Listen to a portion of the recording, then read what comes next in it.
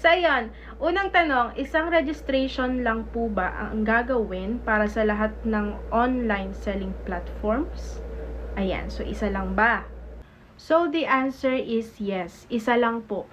Kasi po, naka-record na po yan sa DTI and sa BIR na meron kayong online shop. Di nyo na po kailangan magpa-register ng, halimbawa, meron kayong TikTok, meron kayong Shopee, meron kayong Lazada. Ibig sabihin ba nun, tatlo na yung ipapa-register mo? Hindi, isa lang po. Pwede mo na yung gamitin, na i-upload mo dun sa platforms na kung saan nagbebenta ka. I-upload mo na dun yung BIR and BIR mo. Magpo-push through na po yun. Isa lang mga Mariko, ha? Isa lang. Sa next question naman tayo. Second question galing kay user ulit. Sabi niya dito, ano scope nyo po